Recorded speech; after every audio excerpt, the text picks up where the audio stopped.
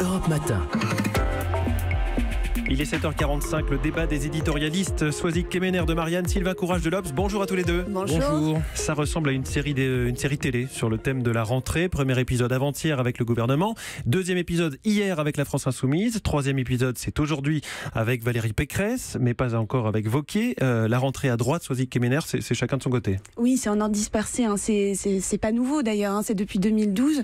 Depuis la guerre, vous vous souvenez, personne n'a oublié la guerre Fillon-Copé. Depuis, ils n'ont jamais réussi à se mettre ensemble pour des universités d'été de rentrée. C'est dommage d'ailleurs parce que à droite, vous savez, la culture du chef, c'est très très important, et le moment de ces universités d'été, c'était le moment où tout le monde se mettait derrière un chef et avançait comme un seul homme vers les prochaines échéances électorales. Et là, on voit bien que c'est plus du tout le cas à droite et que maintenant c'est injouable d'avoir tous les ténors au même endroit, au même moment. Et pourquoi Laurent Wauquiez n'organise pas d'université d'été, Sylvain Courage ? Pour ne pas constater les divisions, parce que lui, il est le chef derrière lequel toute la droite est censée se réunir, et elle ne souhaite pas se réunir derrière son panache. Alors il se tait, il reste discret pour ne pas souligner les divisions, mais il a un gros problème de cohérence, alors qui s'est pas arrangé ces derniers mois, mais le défi qu'il attend, c'est d'essayer de rassembler, alors que les élections européennes vont sans doute attiser les divisions de la droite, puisqu'on sait que là, il y a une profonde différence entre une droite pro-européenne, autour de Juppé, Raffarin, et puis une droite qui est plus eurosceptique, voire souverainiste, que Wauquiez incarne à sa façon. Donc ça va pas être facile de trouver une tête de liste, un chef de file pour la droite aux européennes.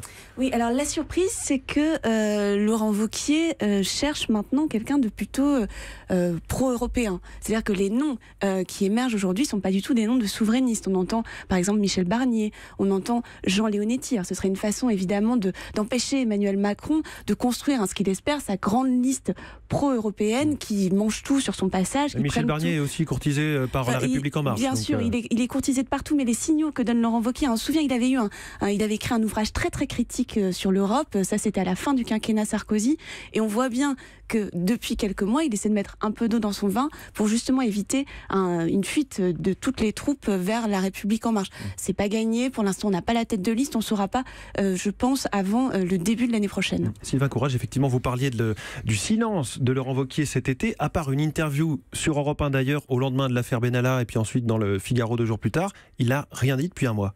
Oui, alors c'est aussi pour se donner une stature d'homme d'État qui a le temps pour lui. Il louche plutôt vers Mitterrand que vers Sarkozy, alors que c'est plutôt Sarkozy son modèle. Ouais. Et il se tait parce qu'il a dit beaucoup de bêtises aussi. On se souvient de ses sorties devant cette école de management à Lyon, où il avait tenu des propos qu'il avait fâchés un peu avec tout le monde, même avec Sarko. Alors ils se sont réconciliés en juin, mais le silence lui va assez bien parce que voilà, ça l'installe. Lui finalement, il a quand même un appareil, c'est important d'avoir un parti, et il peut regarder comment les choses se font ou se défont.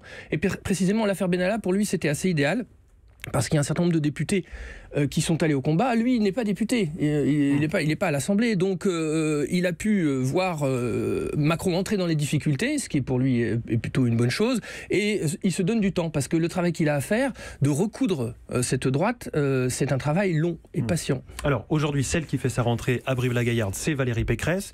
Est-ce qu'aujourd'hui, elle est dans le parti ou hors du parti, la présidente de la région Île-de-France, Swazik Kemener ? Pour l'instant, elle est encore dans le parti. Alors, elle a sa petite boutique qui s'appelle Libre, mais elle est encore chez les Républicains. Alors, on voit, il y a eu deux choix parmi ceux qui n'étaient pas Wauquiez compatibles, mais c'est plus sur des questions d'ailleurs de relations personnelles ou d'ego que sur des questions politiques. Donc, il y a Valérie Pécresse qui a sa boutique. Il y a aussi Xavier Bertrand qui, lui, a pour le coup décidé de quitter les Républicains. C'était le premier de cordée des anti-Wauquiez chez les Républicains. Très discret aussi d'ailleurs.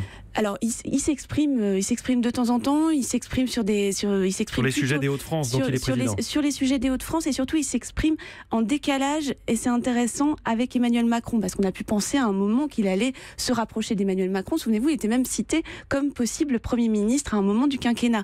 Aujourd'hui, il a bien vu que finalement, ce décalage de La République En Marche, notamment sur les questions des collectivités territoriales et du rapport aux élus, fait qu'il garde sa place place.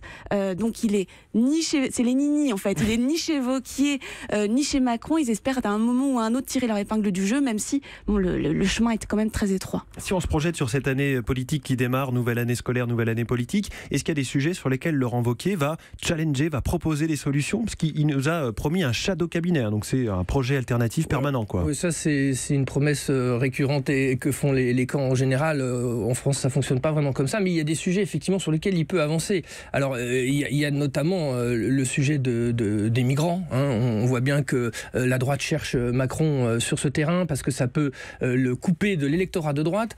Il y aura des sujets économiques, certainement. Alors est-ce qu'ils vont contester la réforme des retraites? Peut-être, certainement il y aura des angles d'attaque sur la réforme des retraites. Mais à mon avis, par exemple, ils pourraient attaquer fortement sur l'impôt à la source, la retenue sur le salaire. Parce que, voilà, le prélèvement à la source, parce que ça a été décidé par la gauche, ils vont présenter ça comme une usine à gaz, et ça c'est très populaire, ça peut marcher. Enfin, il va saisir les balles au bon, et je pense qu'il va éviter d'aller trop tôt sur le terrain européen, parce que là, il faut qu'il arrive à affaiblir Macron le plus possible avant de traiter le sujet européen qui, encore une fois, je le répète, est très compliqué pour cette droite qui est profondément divisée sur le sujet. En quelques mots, Soisy Kemener, Nathalie Kosciusko-Morizet, elle, c'est fini la politique? Non, c'est pas fini. Alors, elle a mal joué, elle a très mal joué politiquement à court terme. Vous vous souvenez, elle avait gardé l'investiture que lui avait donnée François Fillon à Paris. Elle a raté les législatives. Ensuite, elle travaille maintenant pour Capgemini à New York.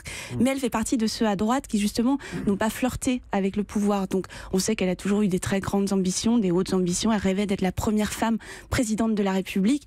Donc, c'est un exil pour l'instant qui va durer. Ses proches le disent, jusqu'au moins 2020. Donc, elle ne sera pas là pour les municipales. Mais en revanche, on peut penser qu'à un moment ou à un autre, c'est quelqu'un qui a beaucoup d'ambition. Elle reviendra dans le jeu politique français. Eh bien, merci beaucoup, Soisy Kemener, rédactrice en chef politique à Marianne, Sylvain Courage, rédacteur en chef à l'Obs. Merci à tous les deux d'avoir ferraillé, bataillé dans ces débats de cette semaine.